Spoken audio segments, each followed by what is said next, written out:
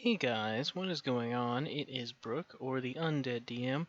I'm back at it again with another video, and today I'm actually going to be reviewing a homebrew that I've been helping work on a little bit with another homebrewer that I know. You may not have heard of him, but he goes by chemical_regret_5668 on Reddit. I found some of his homebrew very interesting, predominantly the one that we're going to be reviewing today, the Monk rework. Now, mind you guys, this was before the Monk 1D&D playtest came out, and that just completely and utterly nerfed it. So we're going to go into this acting as if I have no idea what it is. So, without further ado, let's get started. So, right now he's just going to go over the reasons why he's reworking the Monk and what he's doing. Also, it's important to note that the person's homebrew here, his English isn't always the best, so there may be a little bit of a grammar mistake here and there, but I'll help translate just a little bit. So, for the most part, all the lore is pretty much the same, and the quick build is very similar. You still get the same number of key points, but you'll notice right here in this column right here, it's techniques known, and that's very interesting.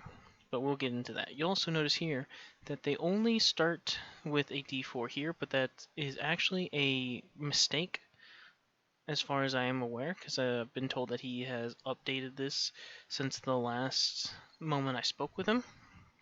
And then he's actually working on another class very similar to the Pugilist by Benjamin Huffman that I've reviewed previously that focuses mainly on unarmed strikes.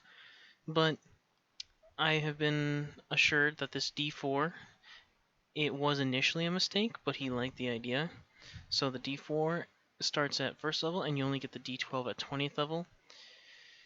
So right off the bat, I think that's a huge mistake. I think it's better to start with a d6, and then at 5th level go to a d8, and then at 11th level go up to a d10, and then at 15th level or 16th level go up to a d12, or a d12, and then just continue with the d12 from there. I think that's a much better move than starting with a d4, then immediately going to a d6 and then being stuck with that until 8th level. I do get the idea that you want to do it at ability score improvement levels, but it's a lot better to have a nice consistent 5, 10, 15, 20 split, but that's personally what I think. Also, not knowing any techniques at first level is obvious because you don't have key until 2nd level. So, still a d8. They still get proficiency in no armor as far as I'm aware. They still get simple weapons and one martial weapon of your choice instead of just short swords, whips, and whatever. One artisan's tool or a musical instrument. Strength or dex instead of I think what it was before, which was wisdom and strength or something like that. I could double check on that right quick actually. Let's just make sure I'm getting this all correct. This way we can compare it to the normal monk. I probably should have this pulled up prior. Okay, so the monk gets proficiency in, strength and dex. Okay, cool. So I don't think the skills have changed. Maybe with like a few more added. 1, 2, 3, 4, 5, 6. 1, 2, 3, 4, 5, 6. So yeah, he added 2 additional skills you could pick from. And then you get the equipment. Unarmored defense still works based on dex and wisdom. Martial arts still works the same.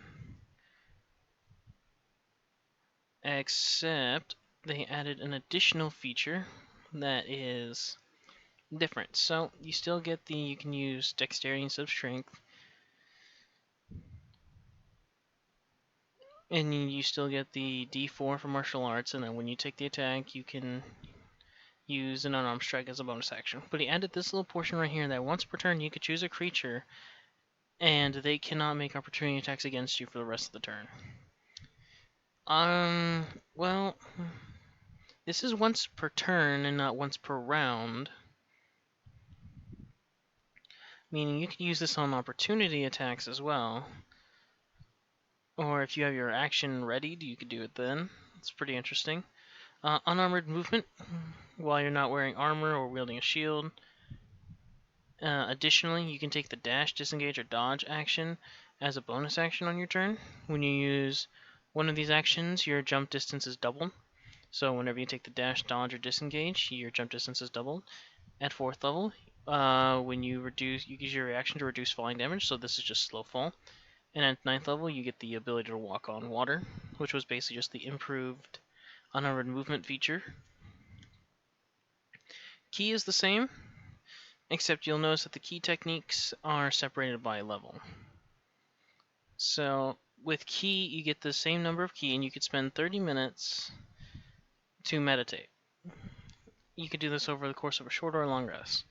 And at 2nd level, you get key techniques, where you can learn a certain number of techniques as shown in the tables as you've seen before. So at this level, you can know 4 different techniques. And a unique thing here is that instead of just getting Flurry of Blows, Step with the Wind, and Patient Defense, you get a bunch of other ones. But you'll also notice here in this little sentence right here, you cannot repeat the same technique on the same creature on the same turn, and each technique consumes 1 key point.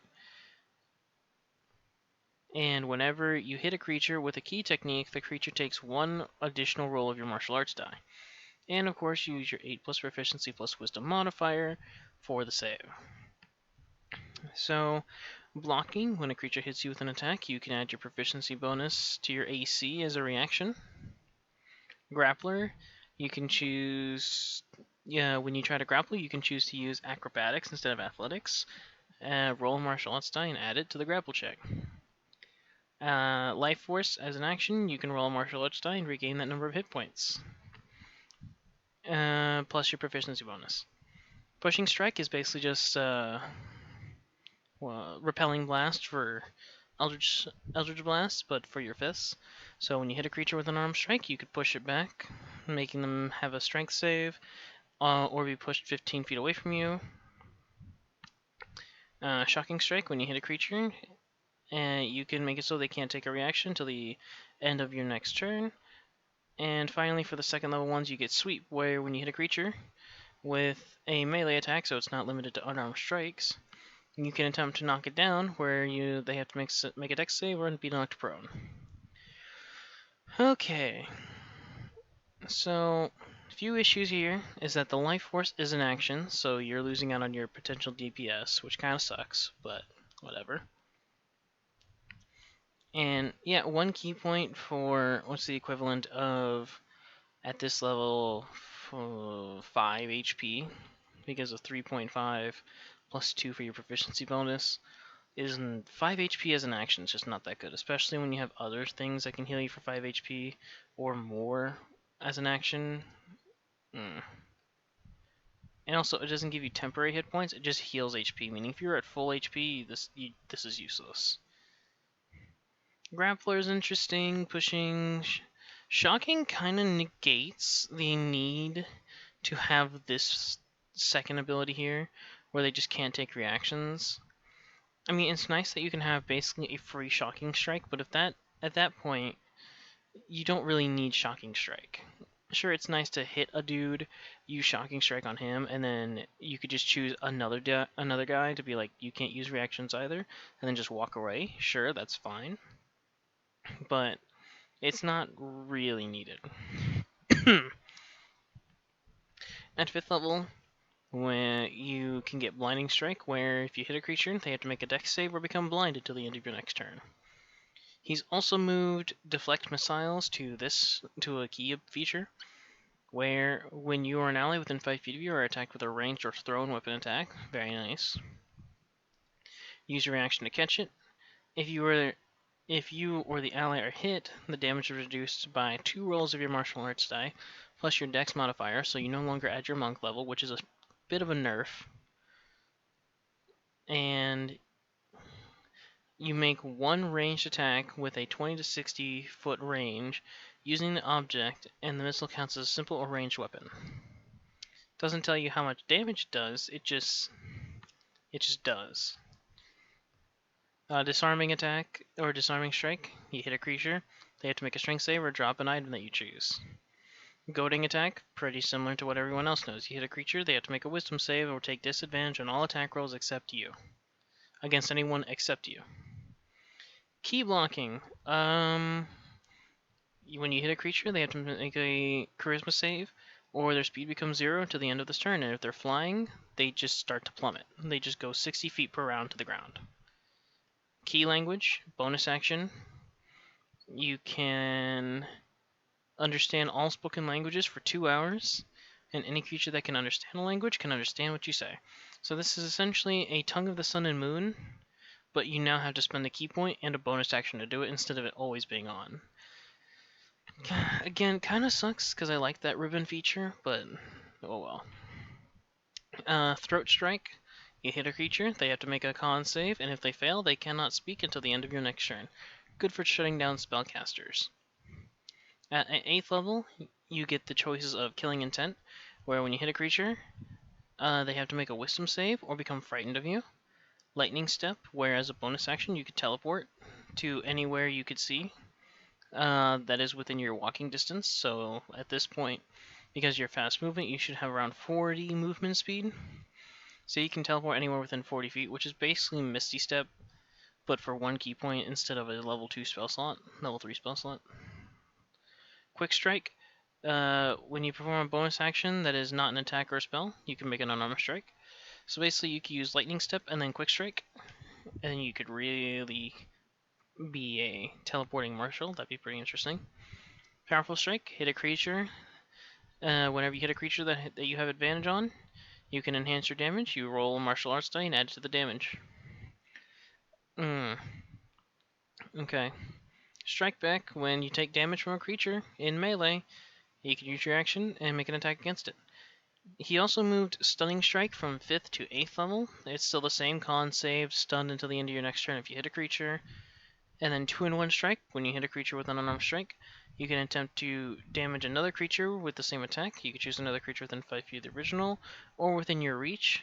Use the same weapon, and if it hits, it takes damage equal to your martial arts die, plus your wisdom modifier. At 12th level, you get Backhand Strike, where whenever a creature within your reach attacks an ally, you can use your action to make an unarmed strike against it. Counter Strike, where when a creature misses you with a melee attack, you can use your reaction to make an unarmed strike against it.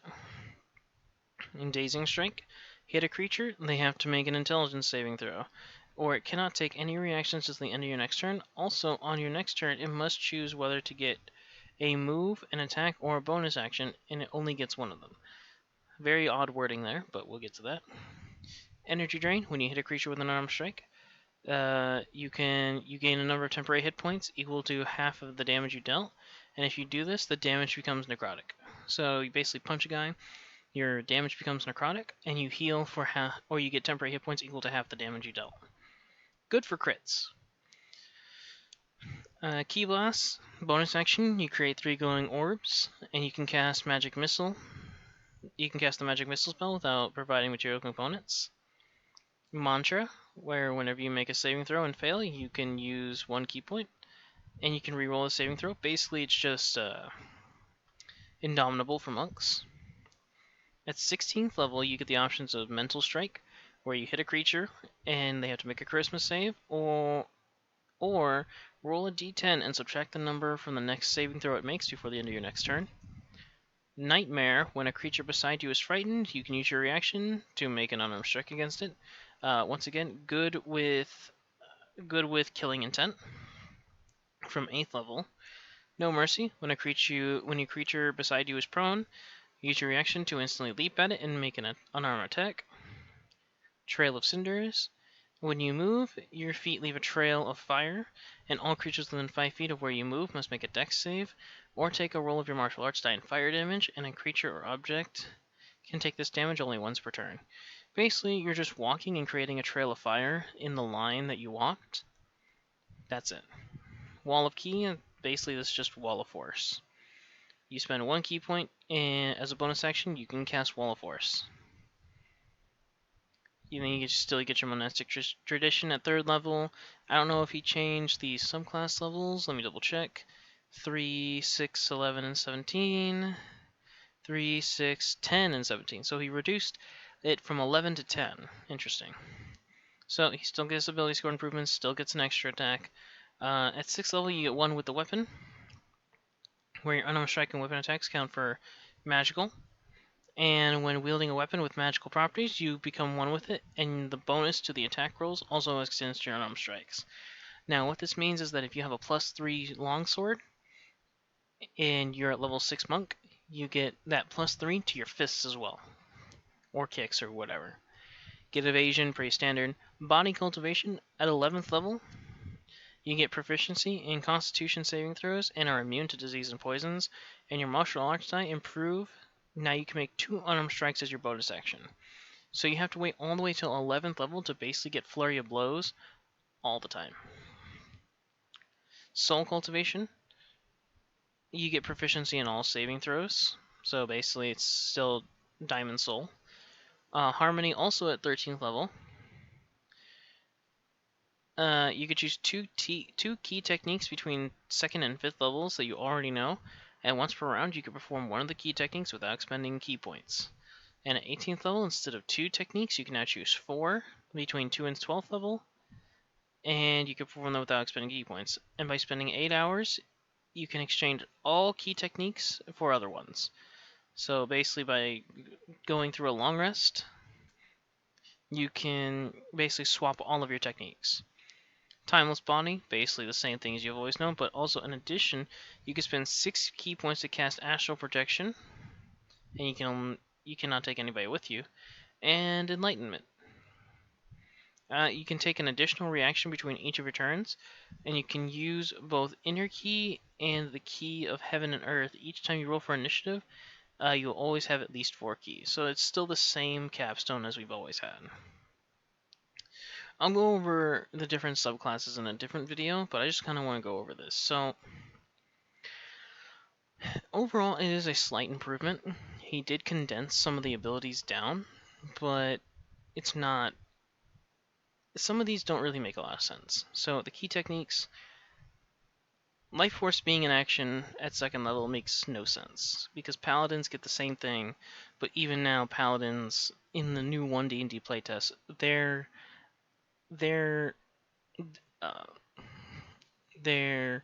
pool of hit points, their lay on hands is now being used as a bonus action instead of an action. So even now paladins out-heal monks, which kind of sucks. Once again, I think Shocking Strike basically being replaced by a martial arts ability 1 level earlier kind of sucks. Catch Missiles not having a damage number for what you should roll, it's probably intuitive, because I'm pretty sure Deflect Missiles doesn't have that either. Yeah, no, it just doesn't have it. You just make an attack against it, so whatever. And you basically just get the same things that most other monk, that the fighter gets with their Battlemaster, where you get blinding attack, disarming attack, goading attack, and key blocking's pretty nice. Why it's a charisma save instead of like a con save makes it's a little interesting. I still think that Tongue of the Sun and Moon should just be a ribbon feature that you could just have. Like, sure, it's nice, but maybe add it on to like a level that doesn't have much. Maybe like 7th level with evasion, because being able to speak all languages doesn't really matter all that much.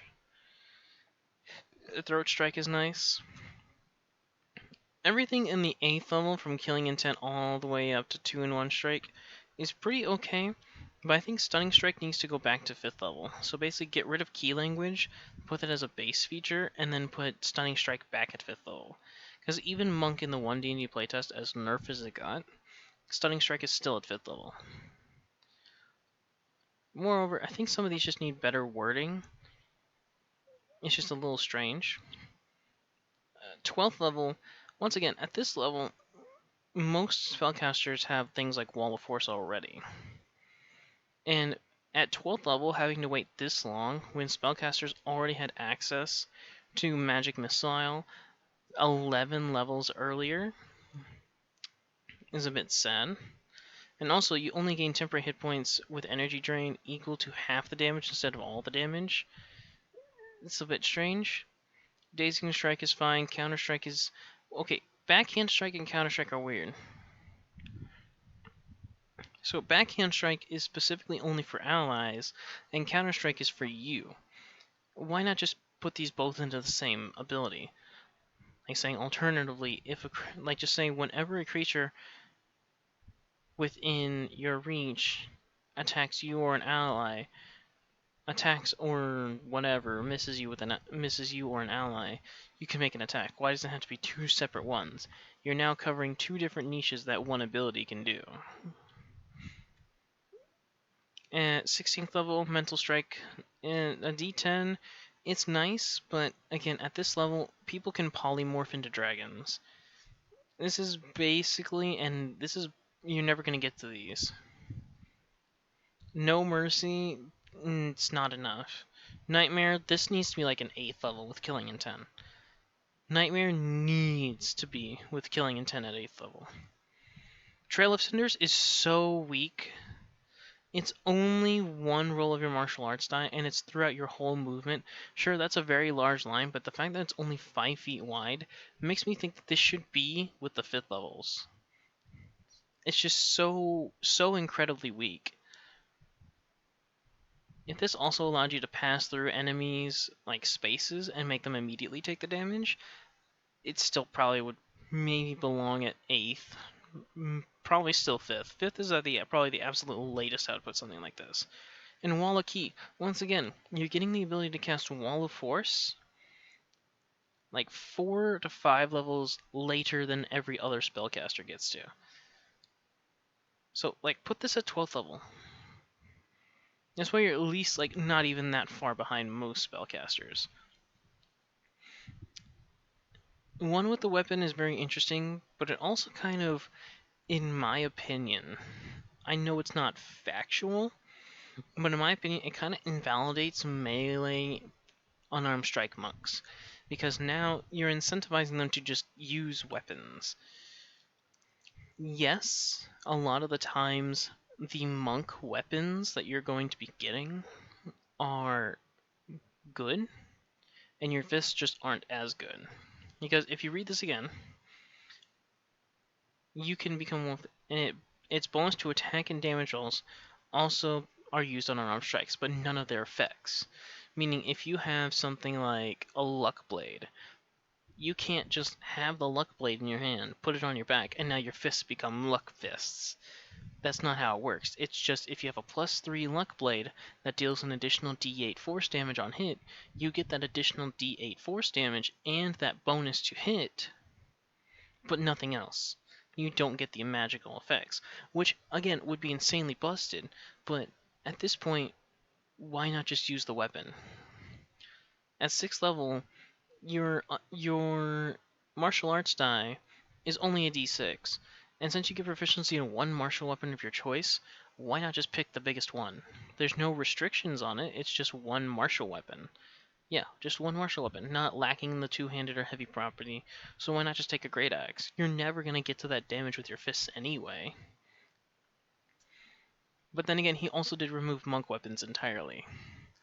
Because notice here that a lot of these were just if you hit a creature with an unarmed strike.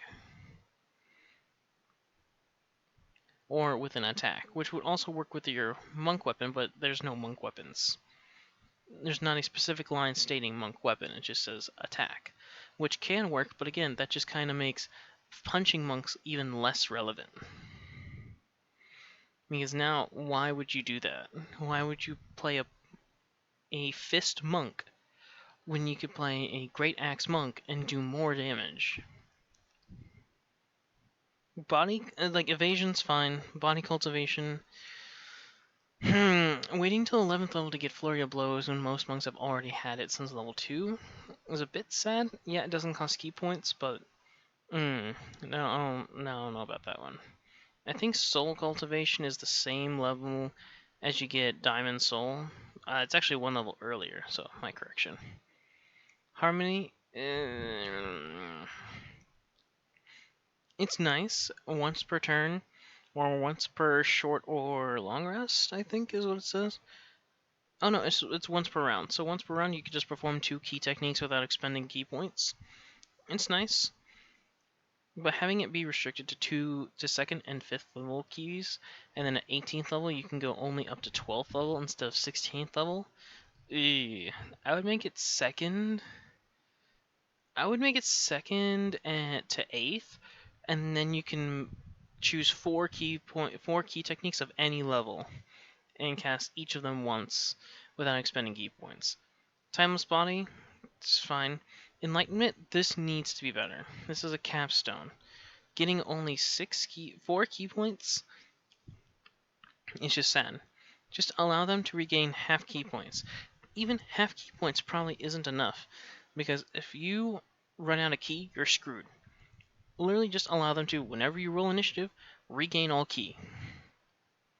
Why not? It's level 20. Nobody cares. The cleric can literally just say, hey god, can you help me out here? The wizard can go, polymorph into a dragon. Fighters can attack 8 times. It's not good, but it's certainly there. Bards are bards. Pretty much any spellcaster just craps all over this level 20. It's just super sad that he didn't change it. But each monastic tradition, you will see, has their own points, and we got a little bit more time, so I'll cover the first subclass with you, and I'll cover the rest of the subclasses in a different video. So we're going to start with the first one, which is the Way of Shadow, where you can use key points to cast certain shadow arts. So you get the Minor Illusion cantrip, and then you can spend 2 key points to cast the Darkness, Dark Vision, Mirror Image, Pass Without Trace, and Silence spells, all from level 3. And also you get Shadow Attack, where once per turn, you can deal d8 damage to a creature you hit with an attack if you have advantage, and you must use a finesse weapon or an unarmed strike, and you cannot use this feature in the same attack in which you use a key technique, meaning you cannot use Shadow Attack the same turn that you use something like Backhand Strike. Shadow Step, you could step into shadow while you're in dim and darkness, bonus action teleport 60 feet anywhere you want. Then have advantage on the first melee attack you make before the end of the turn. I think that's pretty much the same. Cloak of Shadows, while in dim light or darkness, you gotta use a bonus action to become invisible, and you just get the invisibility spell.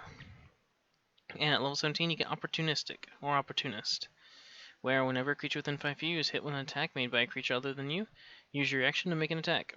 And as a shadow artist, you spend 3 key points to cast Greater Invisibility without components. And the key features that you get are at 3rd level you get Shadow, where you can make a Stealth, Acrobatics, or Perception check. You can roll a Martial Arts die and add it to the check.